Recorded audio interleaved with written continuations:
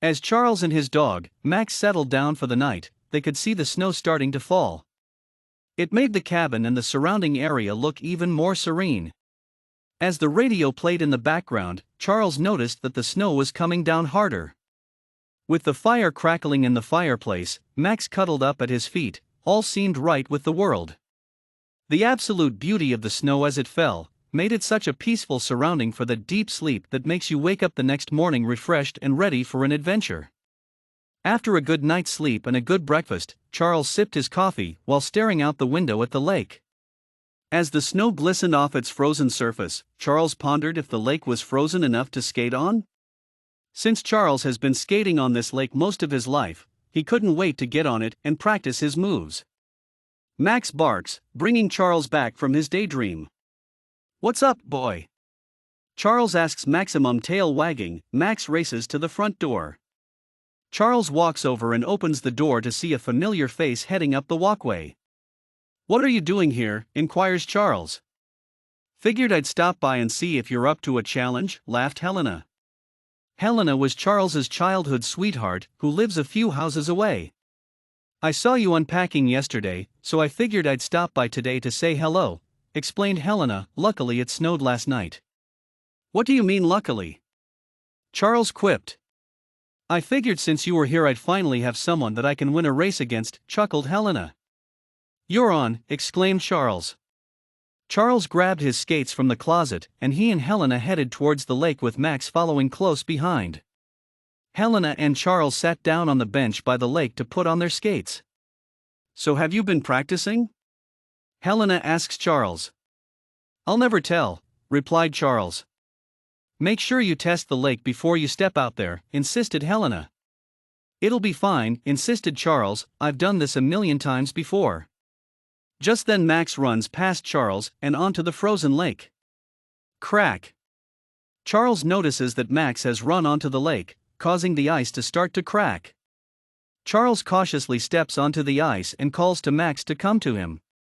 As Max heads toward Charles, Helena goes to Charles's side and steadies Charles as he reaches out to grab Max from the ice.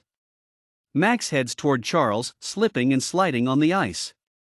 The ice continued to crack as Max slid his way toward Charles and Helena. As Max inched closer, Charles tentatively stepped out onto the ice. Charles reached down to grab Max when the ice underneath them gave way. Fortunately, they were close enough to the shore that the water was only waist deep. Charles was able to get safely to the shore with Maximum. As they headed out of the water, Helena could see that they were shaking. She wrapped her jacket around Max and the blanket she had brought around Charles. Leading them both up to the cabin, Helena quickly led them to the fire and grabbed more blankets to warm them. "I'm so glad you're both all right," stated Helena. "Me too," said Charles. "If Max hadn't gone out there first to alert us to the thin ice, who knows what could have happened," remarked Charles. "You're lucky to have him looking out for you," said Helena. "Yes, I am," replied Charles as he dried Max. "You had better get out of those wet clothes and into a hot shower before you catch a cold," stated Helena. "I'll take care of Max." "Thanks," said Charles, "I won't be long." "Take your time, I've got things handled out here," remarked Helena. While Charles showered, Helena finished drying Maximum. "How about we make some food, boy?" Helena asked Maximum. Max's tail began to wag. Helena began cooking with Max by her side, patiently waiting for scraps to fall. "I see how you are," Helena giggled. "You only love me for my cooking."